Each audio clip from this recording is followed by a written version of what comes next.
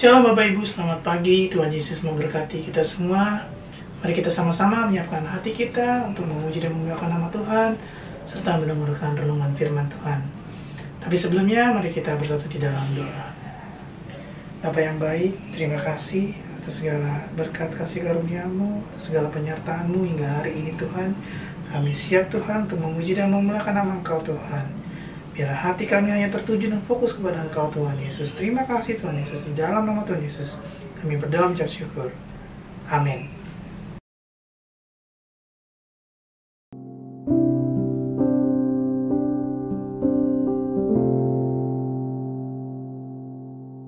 Tuhan, ku mau menyenangkan-Mu.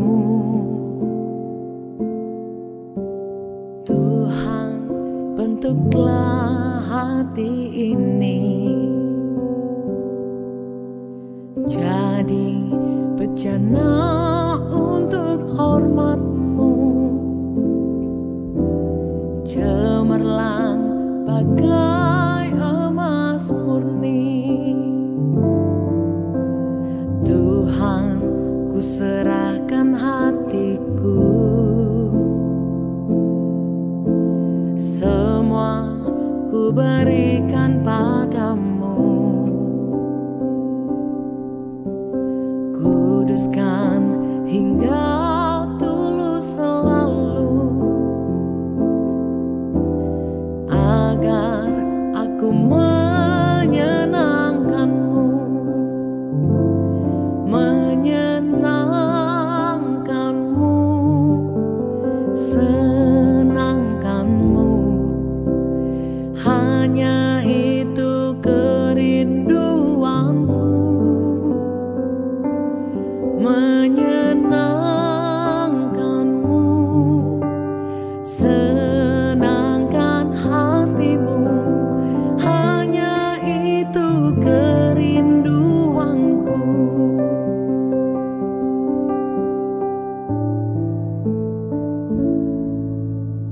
Tuhan, ku mau menyenangkan-Mu.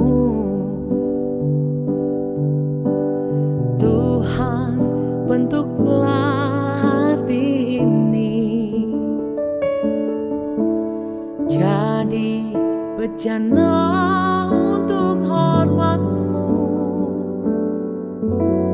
cemerlang bagai emas murni.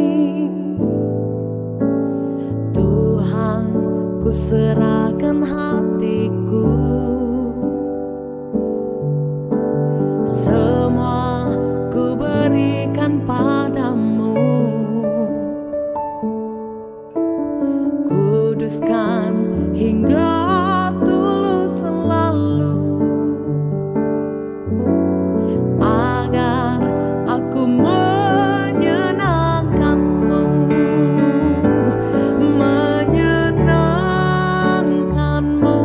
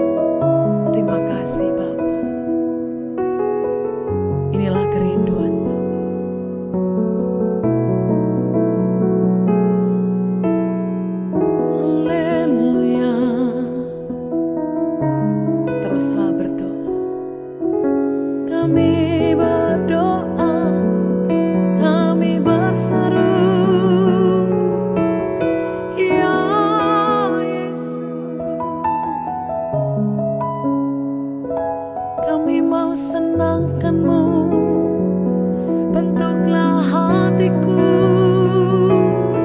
jadilah rencanamu dalam hidup kami. Haleluya.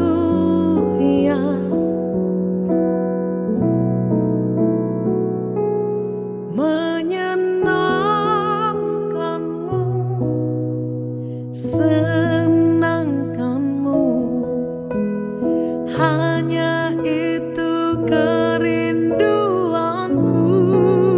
Oh, menyenangkanmu, senangkan hatimu, hanya itu kerinduanku. Hanya itu kerinduanku. Hanya itu kerinduanku.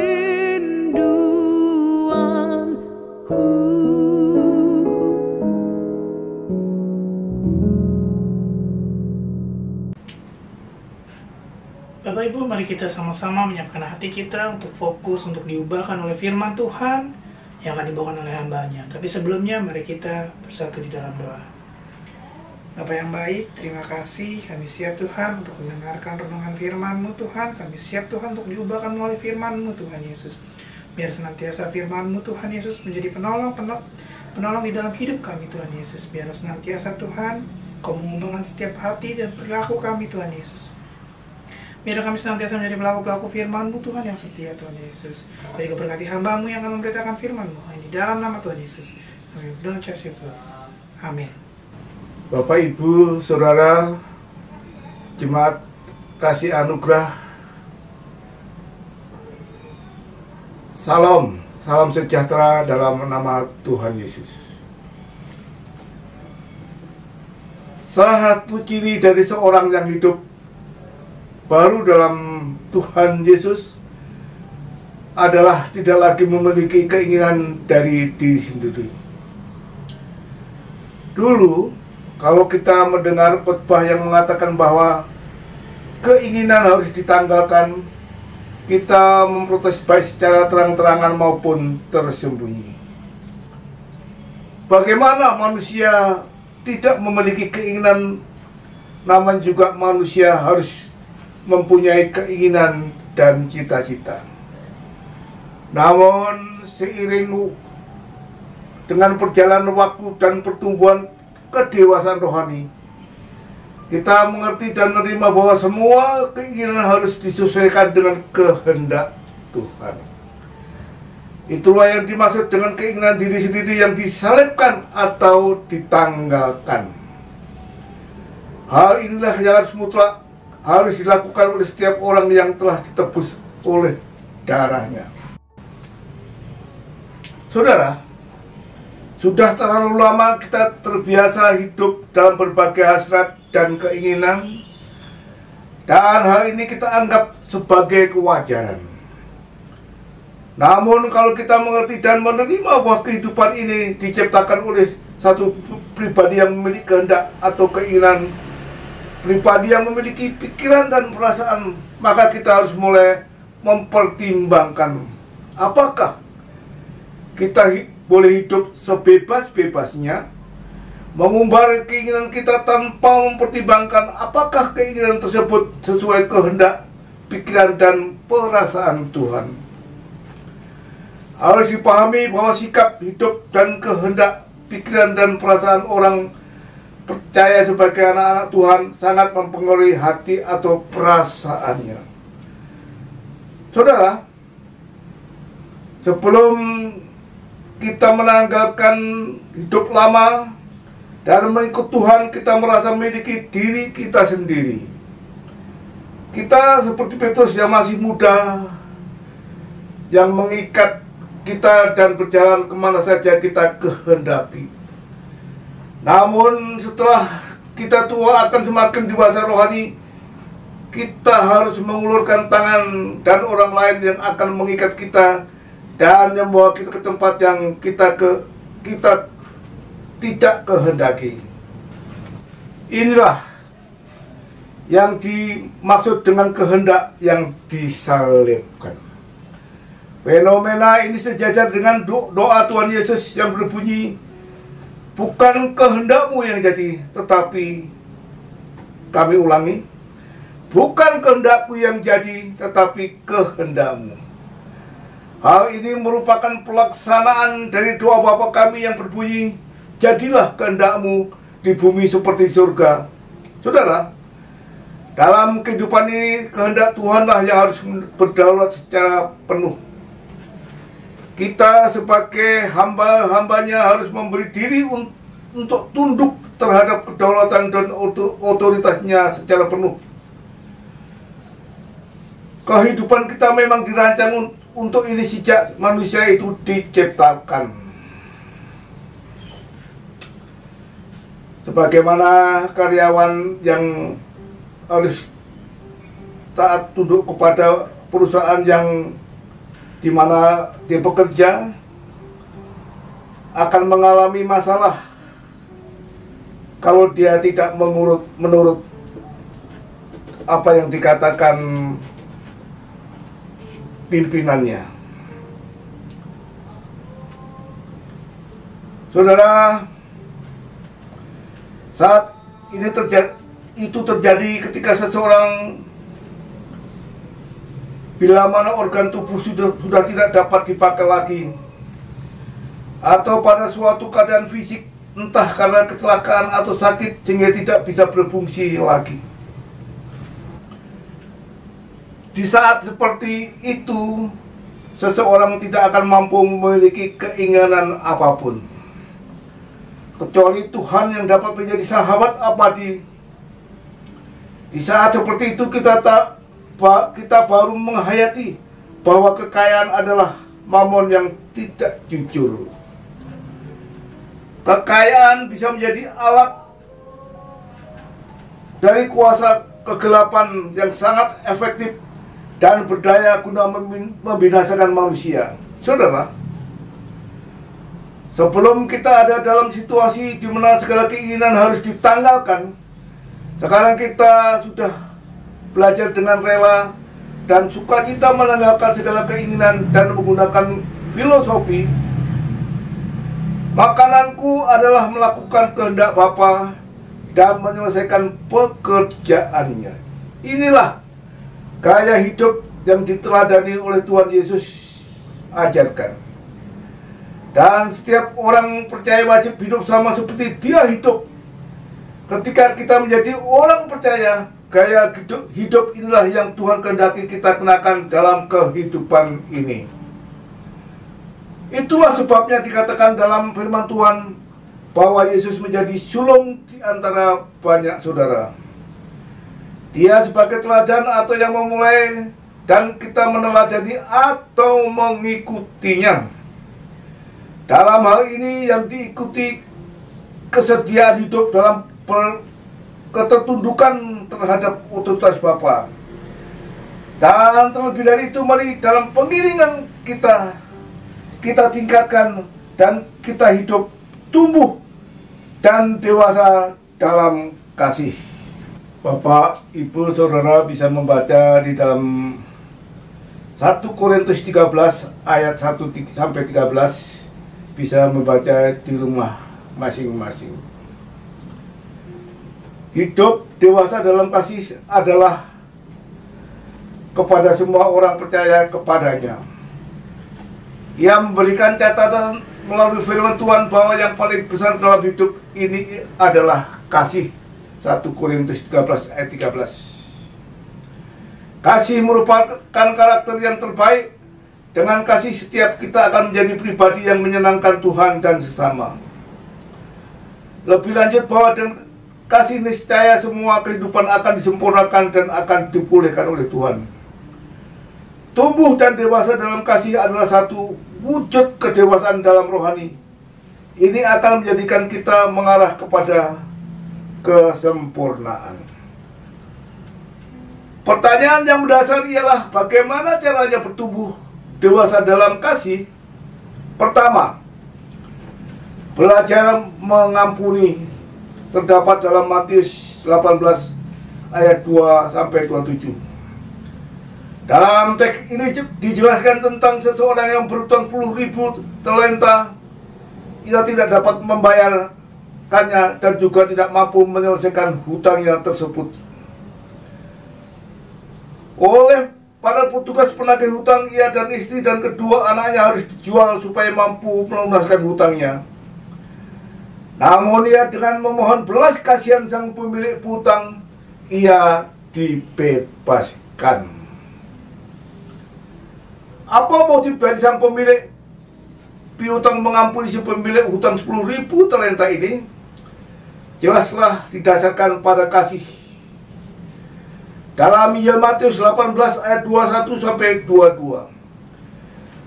Petrus bertanya kepada Yesus, berapa kali harus mengampuni orang yang bersalah kepada kita? Jawab Yesus, 70 kali 7 kali, yang artinya tidak terbatas. Dalam surat Filipi menjelaskan bahwa janganlah tiap-tiap orang hanya memperhatikan kepentingan diri sendiri, melainkan kepentingan orang lain juga. Filipi 2 ayat yang keempat. Inilah semestinya yang harus ada dalam hidup kita.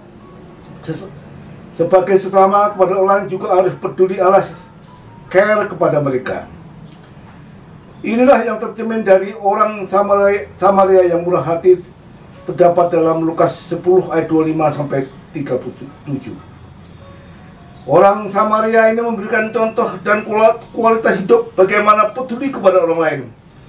Meskipun belum mengenal orang tersebut, yang luar biasa dari orang Samaria ini ialah mengaplikasikan kasih lintas suku, bahasa, dan keyakinan. Bagi kita yang ada hari ini, maka hal yang menjadi tugas dan tanggung jawab kita ialah teruslah mengembangkan kepedulian kepada orang lain. Sedangkan yang ketiga, membalas yang jahat dengan kebaikan. Dalam kitab Roma 12 ayat 21 berbunyi, janganlah kamu kalah terhadap kejahatan, tetapi kalahkanlah kejahatan dengan kebaikan. Rasul Paulus menasihatkan kepada jemaat di Roma agar mereka tidak boleh kalah terhadap kejahatan, melainkan kalahkanlah kejahatan dengan kebaikan. Saudara, kalahkanlah kejahatan dengan kebaikan sebagaimana dalam kitab Roma 12 ayat 21. Poin ini menjadi sangat prinsip kita lakukan untuk menjadi pribadi yang bertumbuh dalam kedewasaan kasih. Jika kita membalas yang jahat dengan yang jahat, itu sangat duniawi. Sedangkan jika membalas yang baik dengan yang disebut manusiawi. Kami ulangi. Sedangkan jika membalas yang baik dengan yang baik disebut manusiawi. Yang ilahi itu adalah membalas kejahatan dengan kebaikan. Inilah ciri orang tumbuh dan dewasa dalam kasih. Kasih tidak hanya soal bagaimana kita mendapatkan sesuatu, melainkan memberikan sesuatu. Amin. Tuhan Yesus memberkati. Mari kita berdoa. Allah Bapa yang hamba panggil dalam nama Tuhan Yesus, pagi ini patut mengucap syukur atas kemurahan-Mu. Biarlah pagi ini hamba-Mu rindu untuk menjadi pribadi yang bertumbuh dalam kedewasaan kasih. Tidak akan membalas kejahatan dengan kejahatan, tetapi membalas yang jahat dengan yang baik. Dan kami merindu yang ilahi itu adalah membalas kejahatan dengan kebaikan. Inilah yang kami rindukan. Melalui firman Tuhan pagi hari ini, hidup kami seberapa banyak yang mendengar firman Tuhan diubahkan dan dibahari dalam pengikutan kami seberapa banyak yang ada. Amin. Pada pagi hari ini, Bapak Ibu Saudara, terimalah berkat dan anugerah daripada Allah Bapa, kasih sayang dari Tuhan Yesus, dan dalam persekutuan Roh Kudus menyertai saudara hari ini sampai selama-lamanya. Amin. Salam sehat, semangat